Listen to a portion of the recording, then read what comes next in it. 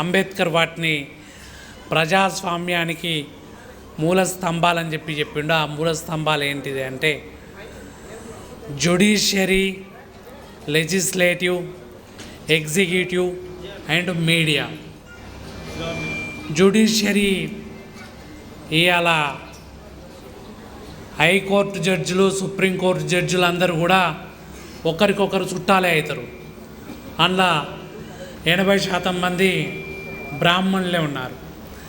ఈ ఇన్నేళ్ళ సుప్రీంకోర్టు జడ్జిలు ఎవరు అయినరు అనేది లెక్క తీస్తే వాళ్ళ ఆధిపత్యం మనకు ఈజీగా తెలిసిపోతూ ఉంటుంది.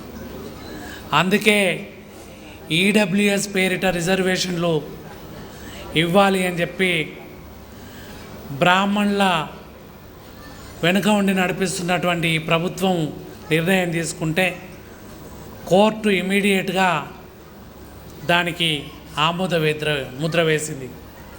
అదే బీసీలకు రిజర్వేషన్లు కావాలన్నప్పుడు 10 ఏళ్ళ కనుక ఆ కోర్టు కేసులు నడుస్తూ ఆ తర్వాత విడతల వారిగా కొన్ని రంగాల్లో రిజర్వేషన్లు బీసీలకు ఇచ్చారు. అదే ఇవాళ 3% కూడా లేనటువంటి అగ్రవర్ణ పేదలకు, ఆధిపత్య కుల అగ్రవర్ణ అంటే అగ్రం కాదు, మనం ఉన్నత కింది కాదు, ఆధిపత్య కులాల్లో ఉన్నటువంటి 3% కూడా లేనటువంటి కులాల వాళ్లకు ఇవాళ చట్టబద్ధంగా 10% రిజర్వేషన్ అమలవుతుంది. అంటే ఈ జ్యుడిషియరీ మనల్ని వెన్నుపోటు పొడవడం మూలంగా జరుగుతూ ఉంది. అలాగే లెజిస్లేటివ్, ఈ చట్టసభల్లో కూడా ఎస్సీ ఎస్టీలకు రిజర్వేషన్లు ఉన్నాయి, బీసీలకు రిజర్వేషన్లు.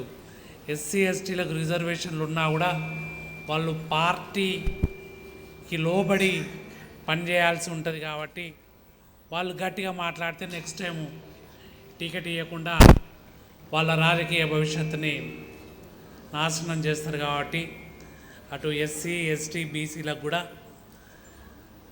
ఈ ఆధిపత్య కులాల వాళ్ళు అన్యాయం చేస్తారు. ముఖ్యంగా బ్రాహ్మణ ఆధిపత్యం, బ్రాహ్మణీయ భావజాలం. బ్రాహ్మణ ఆధిపత్యం అంటే ఒకరో ఇద్దరు బాపణులు చేస్తున్నది కాదు, ఆ బ్రాహ్మణీయ భావజాలం చేస్తున్నటువంటి ఆధిపత్యం మూలంగా బీసీలకు హక్కుగా దక్కాల్సినవే దక్కుతలేవు. అట్లాగే ఎగ్జిక్యూటివ్, ఇవాళ ప్రైమ్ మినిస్టర్ ఆఫీస్లో 98 మంది ఐఏఎస్ ఆఫీసర్లు టీమ్గా ఉంటే, పిఎంఓలో ఉంటే అందులో ఒక్కడు కూడా బీసీ లేడు, ఒక్క ఎస్సీ ఉన్నాడు.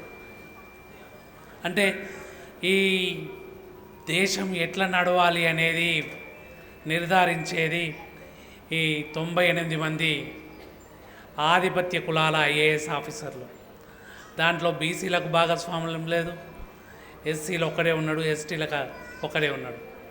అంటే వాళ్ళు ఏది చెప్తే అది మాత్రమే శాసనమై అమలవుతూ ఉంది. అందుకే ఇవాళ ఢిల్లీలో రైతులు చలిలో కూడా కొట్లాడుతూ ఉన్నాడు, కనికరం లేకుండా వాళ్ళు ఉక్కుపాదంతో అణచివేస్తూ ఉన్నారు. ఇక చివరిగా ఇవాళ ఇక్కడ ముఖ్యంగా మాట్లాడుకోవాలనుకున్నది ఏంటి అంటే మీడియా మొత్తం ఇవాళ ఆధిపత్య కులాల చేతుల్లో ఉన్నది.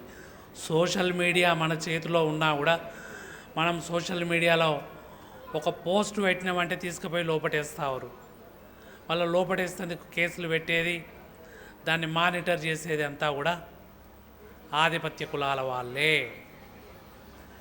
ఈ మీడియా మనము ఇంత పెద్ద మీటింగ్ చేసుకుంటే సింగిల్ కాలం కూడా దాంట్లో వార్త రాదు. అదే ఆధిపత్య కులాల వాళ్ళు మీటింగ్ పెట్టుకుంటే వేదిక మీద ఉన్న వాళ్ళ ఫోటోలు వేసి పేజీ మొత్తం నింపేస్తూ ఉంటారు. వాళ్ళు మీటింగ్కి ఎవరు రారు కాబట్టి అటువైపు ఉన్న వాళ్ళ ఫోటోలు వేయరు. మీడియా అనేది మన మనసుల్ని నియంత్రిస్తూ బ్రాహ్మణీయ ఆధిపత్య భావజాలాన్ని మన మెదడులోకి కూర్చడానికి ప్రయత్నం చేస్తూ ఉంది. ఇవాళ భక్తి టీవీలు చాలా కుప్పలు తెప్పలుగా పెరిగిపోయినాయి. గజ్జల మల్లారెడ్డి అంటుండే భక్తి డ్రైనేజీ కూపాల్లో కుప్పలు తెప్పలుగా పారుతూ ఉంది అని చెప్పి. అట్లనే ఇవాళ ఛానళ్ళ ద్వారా భక్తి భావజాలాన్ని ప్రచారం చేసుకుంటే నాకేం అభ్యంతరం లేదు. కానీ దాని పేరిట మూఢనమ్మకాల్ని ప్రచారం చేస్తూ ఉన్నారు. నేను ఈ వేదిక మీద నుంచి మీ అందరినీ, ముఖ్యంగా బైరి నరేష్ గారిని కోరేది ఏంటి అంటే, ఒక తీర్మానం చేయండి. ఈ ఛానళ్ళ ద్వారా మూఢనమ్మకాల్ని ప్రచారం చేస్తూ ఉన్నారు.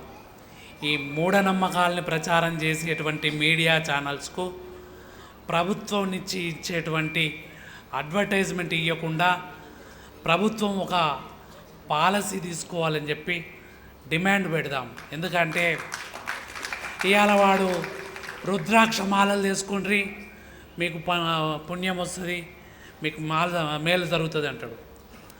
రుద్రాక్ష మాలలు వేసుకుంటే అందరికి మేలు జరుగుతుంది అంటే, అదే ఒక గవర్నమెంట్ రేషన్ కార్డు బదులు ప్రతి ఒక్కరికి ఒక రుద్రాక్ష ఇచ్చేస్తే అంత మేలు అయిపోతుంది కదా. ఈ రేషన్ షాపులు ఇవన్నీ కూడా అవసరం లేదు. అట్లనే ఇంకొకటి వస్తాడు, రాళ్ళు అమ్ముతాడు, జ్యోతి అదేంది రత్నాల పేరిట.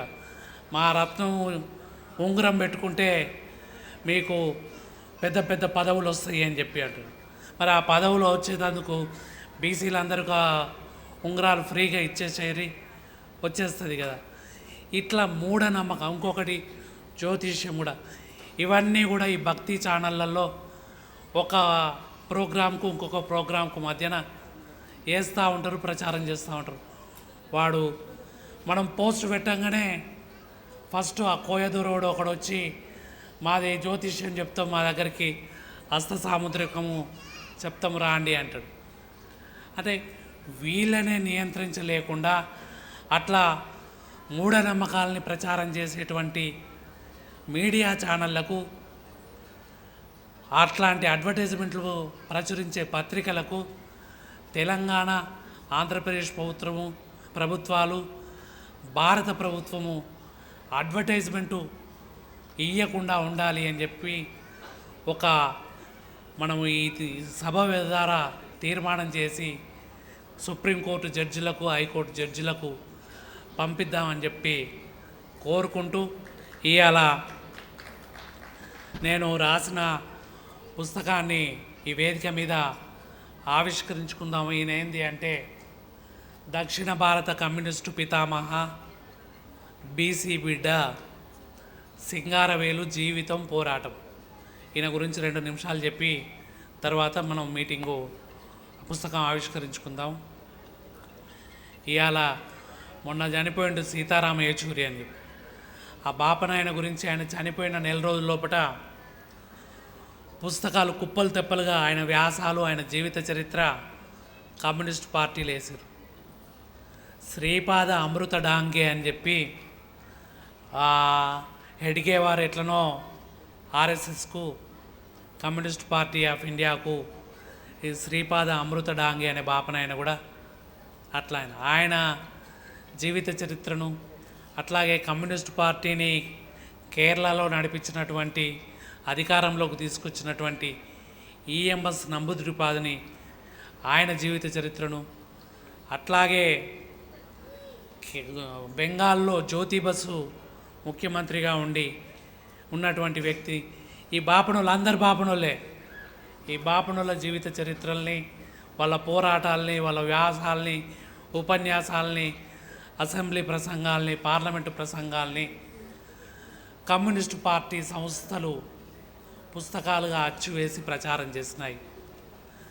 కానీ ఈ సింగారవేలు అనే అతను 1925 డిసెంబర్లో, 100 ఏళ్ల క్రితం డిసెంబర్లో కమ్యూనిస్ట్ పార్టీ కాన్పూర్లో ఏర్పాటైనప్పుడు ఆ సభకు అధ్యక్షత వహించిండు.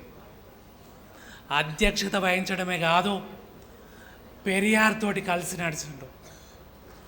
లండన్లో 1902లో బుద్ధిస్టు మహాసభలు జరిగితే ఆ బుద్ధిస్ట్ మహాసభలకు తమిళనాడు నుంచి పోయిండు, అడ్వకేట్గా పనిచేసిండు,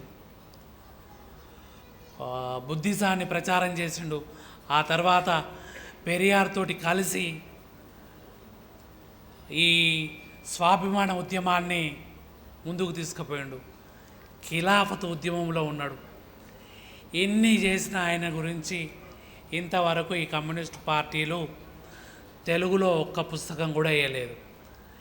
ఎందుకు వేయలేదు అంటే ఆయన ఒక మత్స్యకార ఫ్యామిలీకి సంబంధించిన వాడు, ఒక బీసీ బిడ్డ, ఒక చేపలు పట్టుకునేట ఆయన గురించి మేము పుస్తకాలు వేస్తే మా బ్రాహ్మణ ఆధిపత్యానికి ఎక్కడ దెబ్బ తగులుతుందో, ఎక్కడ కూలిపోతుందో వీళ్ళ గురించి తెలిస్తే అని చెప్పి వాళ్ళు ఈ ధిక్కారాన్ని ప్రకటించినటువంటి సింగారవేలుని పట్టించుకోలేదు.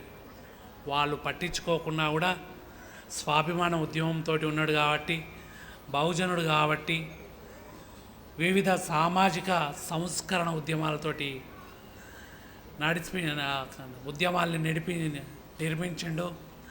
నడిపించిండు కాబట్టి ఆయన పుస్తకాన్ని అలా మనం ప్రచురించినాము, రాసినాము, ఇక్కడ ఆవిష్కరించుకుంటున్నాము.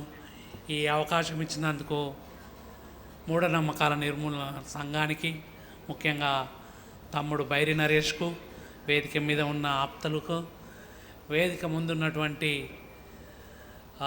ధిక్కార గొంతుకలందరికీ వందనాలు చెప్తూ థ్యాంక్ యూ అని అండాలి.